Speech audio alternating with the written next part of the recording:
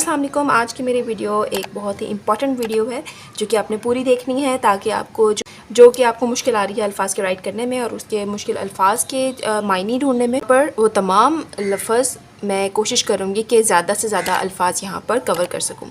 तो चलिए शुरू करते हैं। मेरे पास यहाँ पर इस टाइम एक ब्लैक पॉइंटर है और एक ब्लैक जो है वो मास्टर का कलम है। 605 इसका नंबर है। और यहाँ पर मैं सबसे पहले जो वर्ड्स लिखूँगी उनमें मैं आपको बताती हूँ। इखलात लफ्ज़ है, इखलात। आपने इखलात बहुत जगहों पर देखा होगा और इसका अक्सर लोगों को मतलब नहीं पता होता।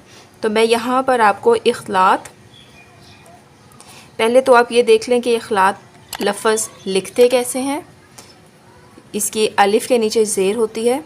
उर्दू में इसका मायनी है मेल मिलाप।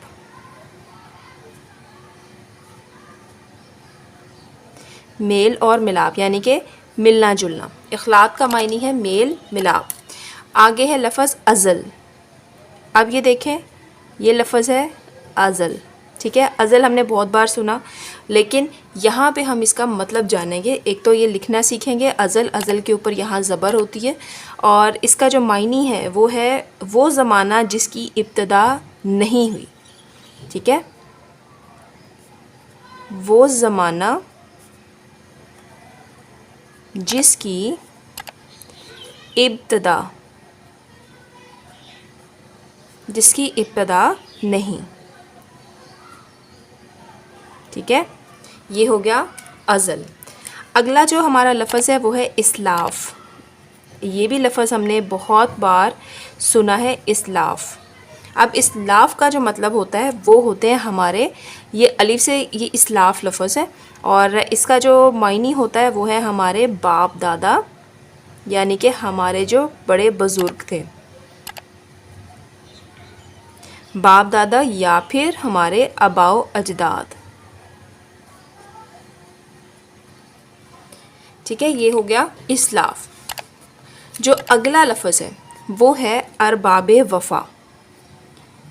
ये अक्सर हम शेर व शायरी में देखते हैं या हमारी जो पुरानी उर्दू अदब है उसमें होते हैं ये अल्फाज अरबाबे वफ़ा। अब अरबाबे वफ़ा है उसमें क्या आता है, वफ़ादार लोग, वफ़ादार लोग, अरबाबे वफ़ा वफ़ादार लोग। अगला लफ्ज़ है इसरार, या आप इसको असरार बोलें, इसरार बोलें, इसरार, ठीक है। अब असरार जो है उसका मतलब है राज की बात,